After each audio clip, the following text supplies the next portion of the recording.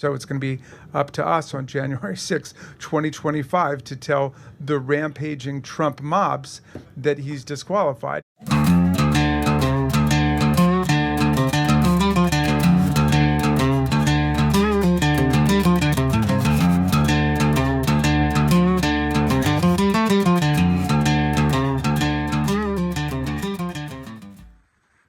So tomorrow is January 6th, 2025, and we are rolling steadily into the season of government provocateur events.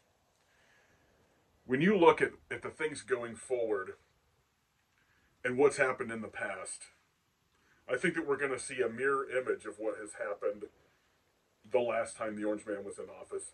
They're going to try to stop certification tomorrow, I think. Jamie Raskin's been very clear in his thoughts on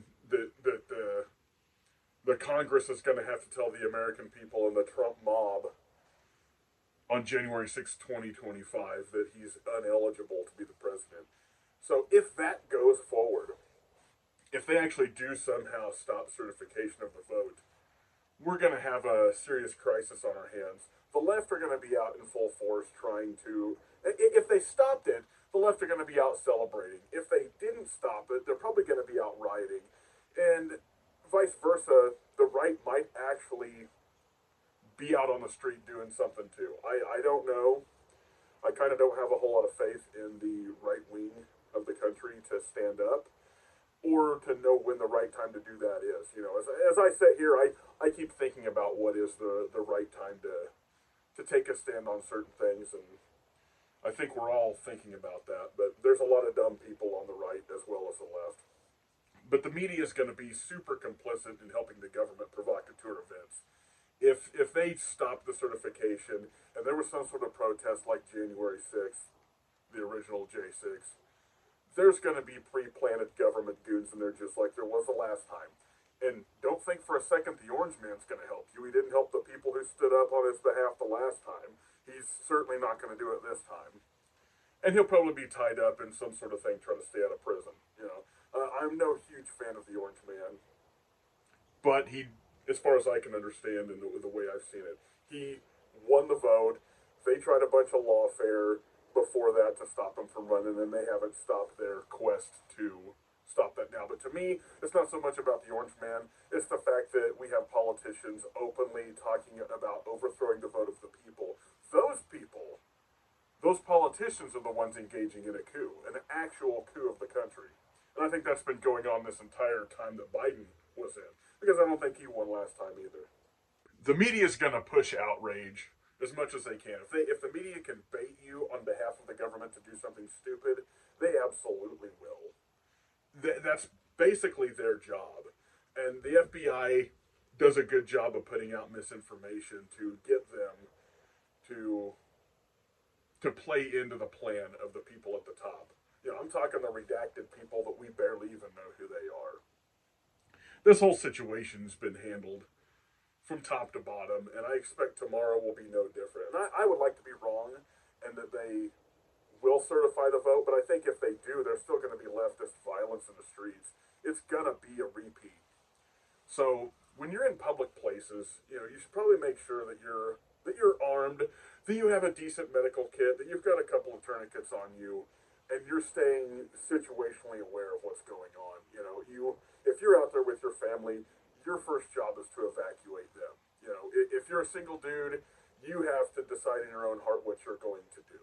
If you're a dad that's there and sees something going on and you're capable of stopping it, you need to decide in your heart ahead of time what your plan and what your conviction is. You know, I'm the kind of guy that I would egress my family out of there. But if it's just my ass on the line, I'm going to try to stop the threat. Definitely make sure that you've got an appropriate medical kit on you with a good working tourniquet and have been trained how to use it and know where to put it and that type of thing. I'm not going to go deep into that, but you should be prepared with your 2 trauma kits for sure. Even in just a protest type event, you need to be in control of your emotions and in control of what your physical reaction to some of this stuff is. All of this is going to be bait.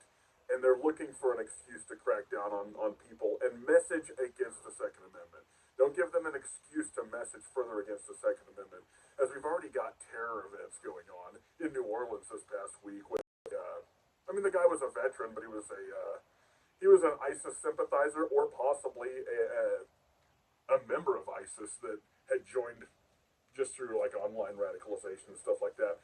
The FBI wants to say that it was a lone wolf attack type of thing, and basically when the FBI says something, I assume and believe the opposite is true. So with these terrorist type events going on, whether it's the New Orleans situation or the Las Vegas situation with the Tesla truck, and I don't quite know what to think about the Las Vegas situation, but again, another veteran.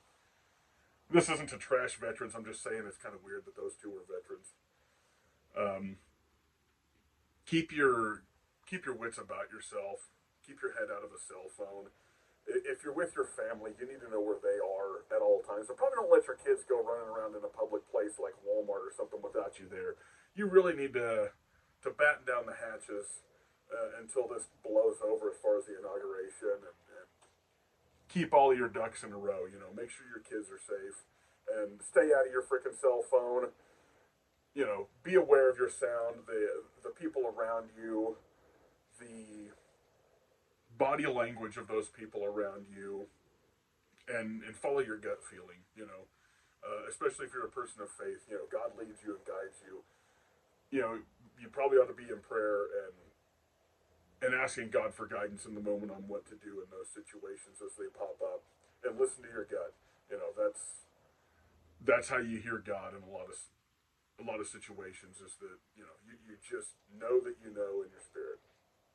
And in closing, you need to have a discussion with the most important people in your life, your inner circle, the people that are in your household. You need to, if they aren't paying attention, you need to tell them what time it is in the country, the climate of the way things are, the media, the reactions of the government, the temperament of our government, and come up with a plan of. I mean, they all need to be in the freaking circle of the plan. You know, when you hear gunshots, you need to look for Dad, and Dad needs to know where the egress exits of a building are. That type of thing. You guys need to have an evacuation framework set up, and a proximity framework set up for you and the family in public, and maybe war game some of those scenarios and sit down with your family. These are the people that you are responsible for taking care of. These are the people that you do life with. Make sure that they're in the loop, and it's not just you going over this in your head. You need to have your family in on the plan. You know, if you're in public, and you know, you may want to set up the framework that your family gets in the vehicle before you do. You know, and that it's one of them things where, you know, your wife has her plan to either, you know, jump over in the front seat if something's happening to you, to egress the family out of there, or whatever. You all have to kind of customize your own plan, but you need to have a plan discussed and a basic framework to protect your family going forward. So be thinking about these things. Make sure your family's squared away. Make sure you're squared away and prepared, and got your kit on you. And remember that their democracy is not the Republic.